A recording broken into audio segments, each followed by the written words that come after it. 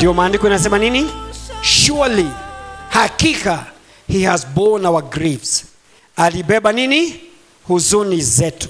And carried our sorrows. Na akabeba masikitiko yetu. Yet we esteemed him not. We esteemed him stricken, smitten by God, and afflicted. Watu wengine walifikiria ni Mungu anampiga kwa sababu pengine ya makosa yake.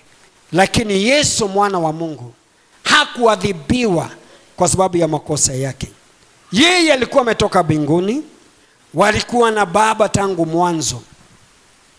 Bwana sifiwe. Amen. Hata wakati Mungu anasema let us make man in our image and even after our likeness, anasema in plural, tumumbe mtu kwa sura yetu. Kwa hivyo ni nani alikuwa anaongea? Mungu Baba, Mwana na Roho Mtakatifu kwa sura yetu. Kwa hivyo alikuwepo tangu mwanzo. Yohana 1 Gospel chapter 1 John verse 1. In the beginning was the Word, and the Word was with God, and the Word was God. Pale mwanzo alikuwepo. Alinena neno. He spoke the word. Sema alinena neno. Hilo neno alinena ni Kristo. Hilo neno. Nalo neno alilolinena, kuna yule alifuatilia alete maumbile ama kuumba. Naye huyo ni Mungu Roho Mtakatifu. Mungu Baba alinena tu. Hata kutoka mahali yuko alinena. Neno alilonena ni Kristo. Aliyefuata neno kulitimiza ni Roho Mtakatifu. Bwana asifiwe sana. Kwa hivyo Kristo alikuweko tangu mwanzo. In the beginning was the Word. In the beginning was the Word. And the Word was with God. And the Word was God. The same Word was in the beginning with God. Biblia sema all things were made by him. And without him was not anything made that was made. In him the Word was life, and the life was the light of men. Amen. And the light shone in darkness, and darkness could not comprehend it. Bwana sifiwe. Tukienda nafikiri verse 12 and 13, 14. And the Word was made flesh and dwelt among us, and we beheld his glory. Glory as of the only begotten of the Father, full of grace and truth. So the Word was made flesh. Kristo alikuwa neno. Na alikuwepo hata kabla ya dunia kuumbwa. Sema amen. Lakini kipindi kilifika wakati Mungu alikuwa amepanga Kristo huyo neno aje achukue mwili wa mwanadamu ili alipe gharama na alipe bei ya mwanadamu kuokolewa. Sema amen. Amen. Na ndio Yesu akajikuta katika uchungu mwingi. Amen. Turudi pale 53. Surely he has borne our griefs and carried our sorrows. Yet we esteemed him stricken, smitten by God and afflicted. Tusikie na Kiswahili hapo. Hakika ameyachukua masikitiko yetu. Ameyachukua katika kifo chake. Yesu hakufa tu afe. Ulikuwa mpango wa Mungu. Ulikuwa mchoro wa Mungu. Lilikuwa kusudi la Mungu.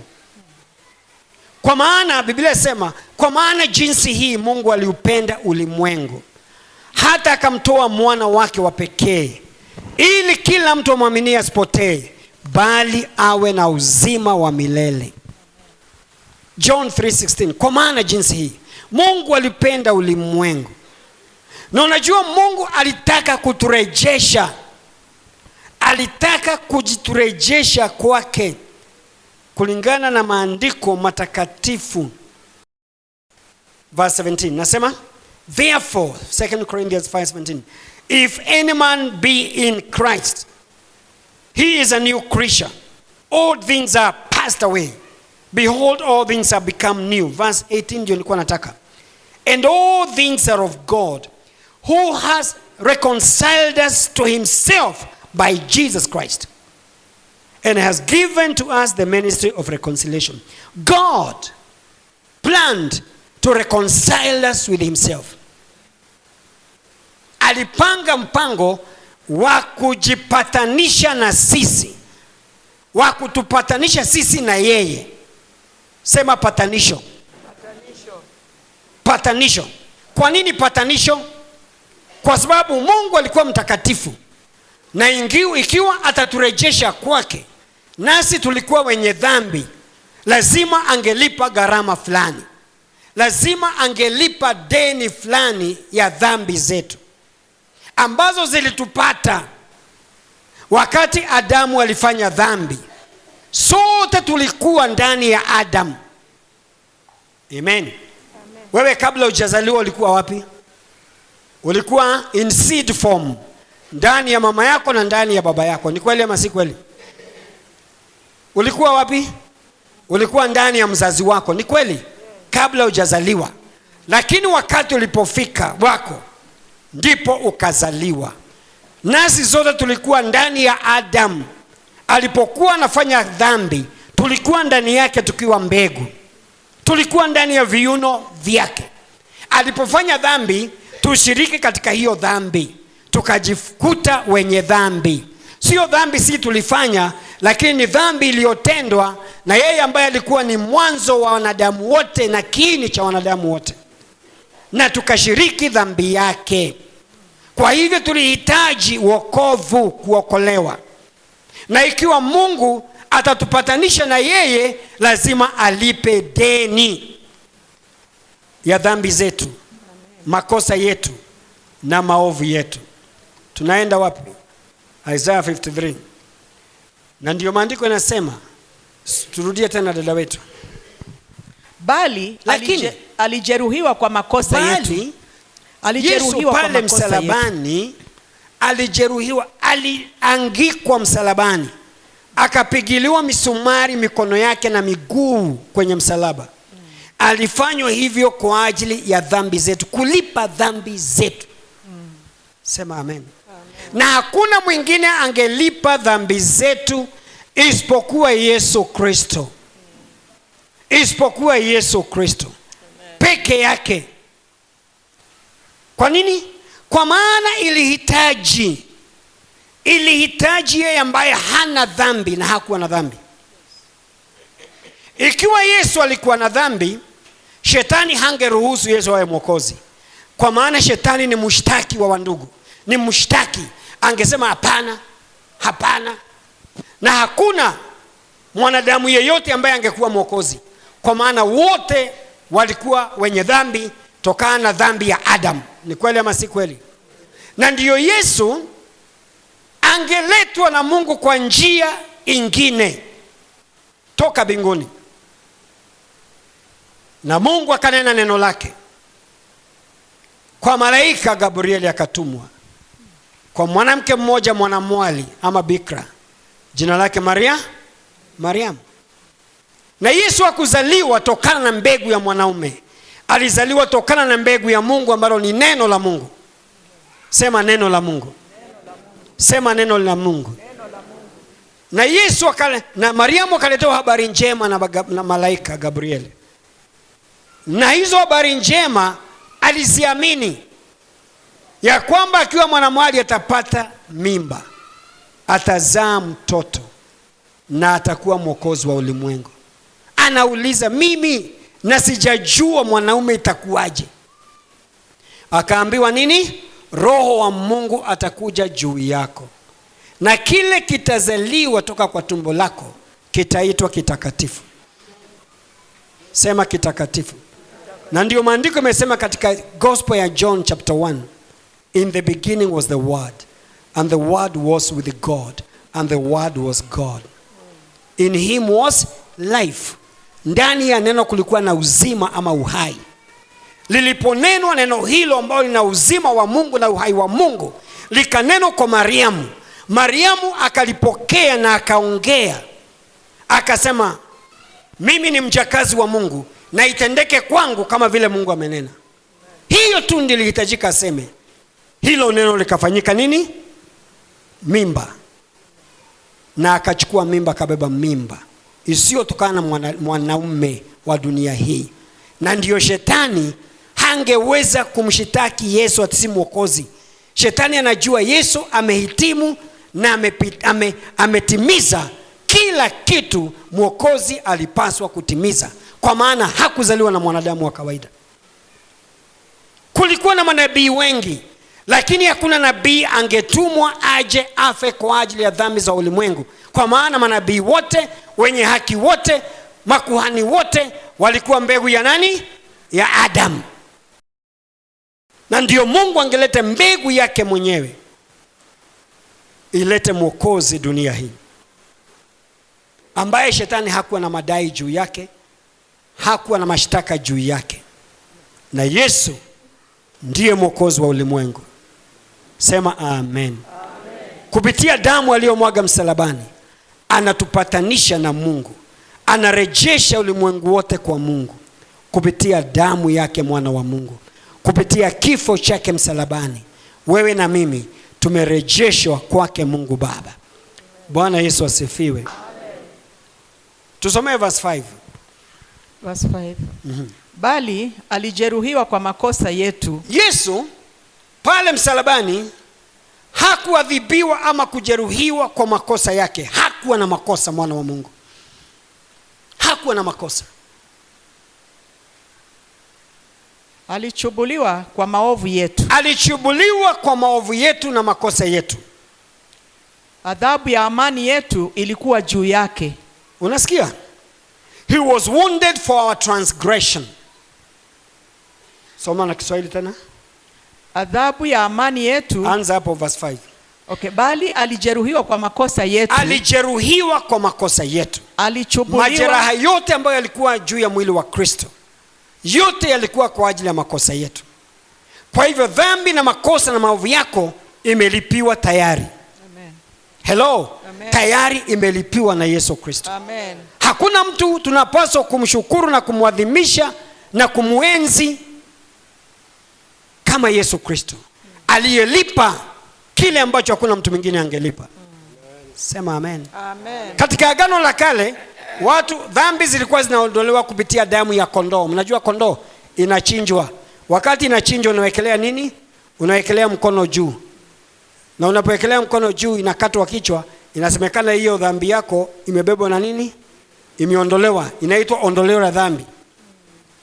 Lakini hii ya Yesu, kwa maana hiyo haikuwa imeondolewa permanently, lakini hii ya Yesu inaondolewa milele na milele na milele. Amen.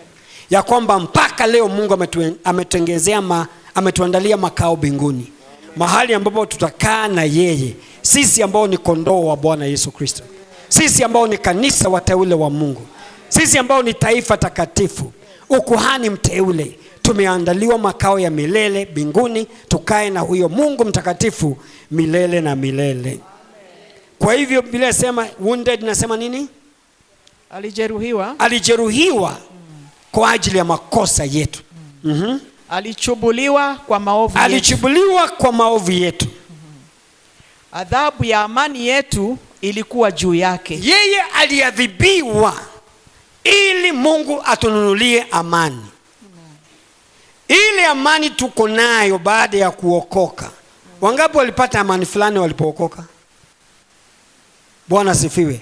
Hiyo amani sio bure. Yesu aliadhibiwa ili tupate hiyo amani. Alinunua, alitununulia hiyo amani. Alilipa gharama ya amani yetu. Tuendelee. Na kwa kupigwa kwake sisi tumepona. Kwa mijeledi yake na kwa kupigwa kwa mwana wa Mungu sisi tumepona. Amen. Sema sisi tumepona. Sisi tumepona. Kwa kupigwa kwa mwana wa Mungu. Kwa kupigwa kwa mwana wa Mungu. Wacha nikwambie. Na nilikuwa nafikiria juzi. Tunaposoma, unajua 2 Corinthians chapter 5 verse 17 is one of the most powerful verses of the scripture we have. Very powerful. Inasema nini? Mtu akiwa ndani ya Kristo amefanyika, si atafanyika, amefanyika kiumbe kipya. Therefore, if anyone is in Christ, he is a new creation. All things are passed away. behold, all things have become new. Na ni maandiko inasema hivyo. Sema amen. Dhambi zetu zilibebwa na Kristo mwilini mwake msalabani. Na unajua ulipookoka, wacha niseme mimi nilipookoka, nilikuwaga mlevi, nilikuwa navuta sigara sijui nini. Na hebu nikwambie, hakuna mtu aliniambia wacha sigara, hakuna mtu aliniambia wacha pombe. Siku hiyo niliokoka usiku, tarehe 27 saa 6 za usiku, mwezi wa 5 1982, nilipookoka sikusikia hamu ya sigara tena, sikusikia hamu ya pombe tena. Sema amen. Niliokoka na nikaokoka na nikafunguliwa kutoka kwa hizo minyororo ya shetani, addiction zote. Sema amen. Na nikafunguliwa kabisa. Kuanzia siku hiyo sikuvuta sigara tena, sikunywa pombe tena. Sema amen. Amen. Kwa maana maandiko yasema mwenyewe Kristo alibeba dhambi zetu mwilini mwake msalabani. Sema amen. Amen. Tutoe hapo 1 Peter 2:24.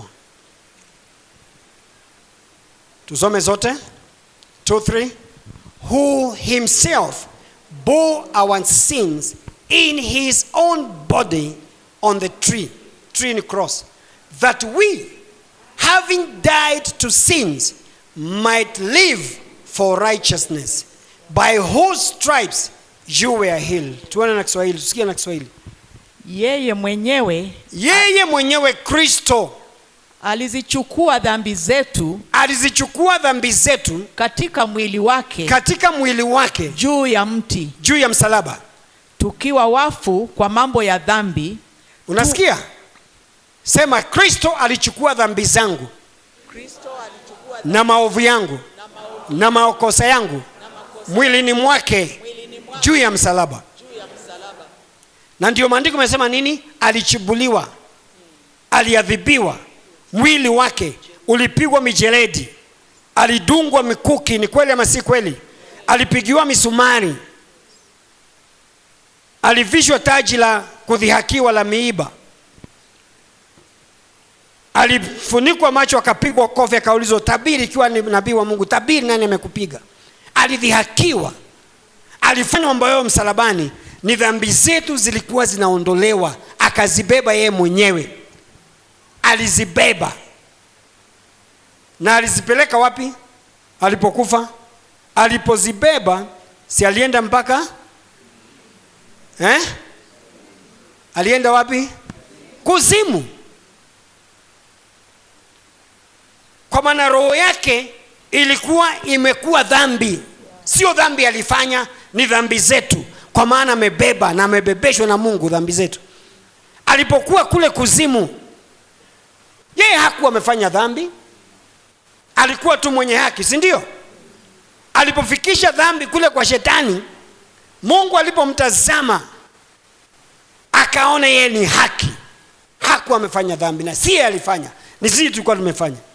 Mungu akamtuma Roho Mtakatifu, akamteremsha. Roho wa Mungu akakuta Yesu yuko haki, akamfufua na akamtoa kifoni na kwenye mauti na jehanamu, akamrejesha kwa mwili wake kaburini. Yesu akarudi kwa mwili wake kaburini. Bwana asifiwe. Na akaendelea kuhubiri injili. Bwana asifiwe. Alionekana na watu wangapi? Alionekana na watu wangapi na macho? Watu wengi walimuona akiwa hai kabla hajanyakuliwa kwenda, baada ya kulipa gharama ya dhambi zetu.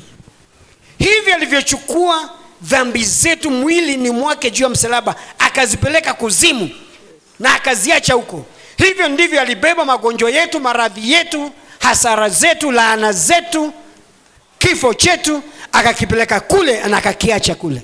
Amen. Na ndio maandiko yanasema nini? Kwa mapigo yake tumepona. Amen. This verse of the scripture is very powerful. 1 Peter chapter 2:24. Very powerful. Himself, Christ, bore our sins in his body on the tree, that we, being dead to sin, might be alive unto righteousness. And by his stripes we were healed. Glory be to God. Turudi pale Isaiah 53 verse 6. Inasema, all we like sheep have gone astray, and we have turned everyone to his own way, and the Lord has laid on him the iniquity of us all. We were lost sheep, but today we are not lost sheep. Christ has found us. The Lord has laid on Christ the iniquity of us all. Tulikuwa tumepotea. Wale watu, unaona wale watu wajaokoka ni kondoo waliopotea. Bado wanazunguka zunguka, wamepotea. Lakini Mungu tayari aliwaondolea nini? Hukumu yao aliwaondolea na makosa yao. Ikawekwa juu ya Yesu na akabeba. Kile wanapaswa kufanya ni kumkiri Yesu Kristo kama Bwana Mwokozi wao. Watangazwe nini? Righteous, ama ni wenye haki kwa Mungu, mbele za Mungu. Sema amen. Amen. Vile dhambi ziliondolewa msalabani, ndivyo magonjwa yaliondolewa msalabani. Amen. Sema amen. Amen. Maandiko yasema, we know the grace of our Lord Jesus Christ, how that he was rich, but for our sake he was made poor, that we through his poverty might be made rich. 2 Corinthians chapter 8 verse 9. Inasema nini? Tusome zote 1 to 3. For you know the grace of our Lord Jesus Christ, that though he was rich, yet for your sakes he became poor, that you through his poverty might become. Are you rich or poor? You are rich. Are you a sinner or righteous? Righteous. Are you sick or healed? Healed. Are you poor or rich? Rich. Yeah, because the debt was paid at the cross of Calvary. Amen. We know the grace of our Lord Jesus Christ, how that he was rich. In heaven he was rich. Sema amen. Amen. Alikuwa mbinguni na alikuwa tajiri, lakini kwa ajili yako na mimi akafanyika akakuja hapa duniani, alipe deni yetu, akafanyika maskini, ili kupitia umaskini huo sisi tufanyike matajiri. Hello. Kuna wakati Yesu alisema nini? Alisema, foxes has holes, bweha wana mashimo ya kulala, birds have nests, ndege wa angani wana viota vya kulala, lakini mwana wa Mungu hana mahali pa kuwekelea kichwa chake. Mshasikia sikulicha kama hiyo? Mshasikia? Alikuwa amefanyika maskini kiasi hicho, mpaka bweha ni matajiri kumuliko, wana mashimo ya kulala. Ndege wa angani walikuwa na viota vya kulala ndani, lakini mwana wa Mungu hakuwa na mahali ya kuwekelea kichwa. Alikuwa anatumia masaa ya usiku kuomba, kule usiku mpaka alfajiri. Ni kweli ama si kweli? Jesus said to him, foxes have holes and birds of the air have nests, but the Son of Man has nowhere to lay his head. Hapo ndipo tulifikisha Yesu. Hapo ndipo alikuwa amefika kwa ajili tutajirike, ili tukombolewe tokana na umaskini, ili tupate na makao, tupate nyumba zetu, makao yetu, tupate magari yetu, mali yetu, na kitu ambao tutaita chetu. Hakuondoa dhambi peke yake, aliondoa magonjwa, alituondolea umaskini, akatubadilishia na baraka.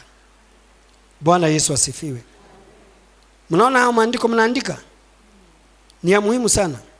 Twende Isaiah 53 verse 7. Tuendelee 1 to 3. Zote. He was oppressed and he was afflicted, yet he opened not his mouth. He was led. Okay, mbona kufunua kinywa chake? Kama angefunua kinywa, shetani angesema hiyo si dhabihu yanitosha, hiyo dhabihu si takatifu. Amelalamika, ameteta, amelalamika hawezi kuwa mwokozi, nimekataa. Kwa hivyo yeye kufanya nini? Hakufungua kinywa. He opened not his mouth. Tuendelee. He was led as a lamb to the slaughter. Aliongozwa kama kondoo mpaka kwenye machinjo, bila kulalamika, bila kunungunika, bila kuteta, bila kubadilisha nia, ili awe dhabihu iliyokubalika, iliyotakasika, ambayo itakubalika na Mungu, na ambayo shetani hatakuwa na madai nayo, haitakuwa na mawaa ala madoadoa. Alivumilia. Nilikuwa nawafundisha I think 2 Sundays ago. Yesu alipofundisha Matthew 26, anafundisha wanafunzi wake wanaomba. Anawaambia, kesheni mkiomba. Watch and pray that you may not enter into temptation. Mbona aliwaambia hivyo? Kwa maana ilikuwa imefika mahali Yesu alikuwa katika shamba la Gethsemane, na alihitaji mtu wa kumsaidia kumshikilia, na wale alifikiria ndio marafiki zake wa dhati, Yakobo, James, John and Peter. Akawaambia, kaeni hapa munishikilie, muniombee. Naye akasonga pale kichakani kuomba. Na Yesu alikuwa anaomba na analia. Aliomba akalia mpaka akatoa jasho ya damu. Alipotoka na akajaribiwa kiasi, akasema, Mungu, kiwa ni mapenzi yako niondolee kikombe, niondolee kifo, niondolee kikombe. Lakini akasema haraka, bali sio mapenzi yangu, bali mapenzi yako itimizwe. Mapenzi ya Mungu ilikuwa Yesu akufe. Aliporudi alikuta James, John and Peter wamefanya nini? Ngor, wamelala. Anawaambia, je, hamungekesha nami hata saa nzima? Hamungekesha nami? Na ndio akawaambia, kesheni mkiomba, kwa maana ndio msiingie katika majaribu. Bwana asifiwe. Yeye alikuwa ni mwanadamu, kwa hivyo alikuwa anafika mahali anahitaji msaada. Hata kama walimfail, yeye hangefail. He did not fail as a sacrifice.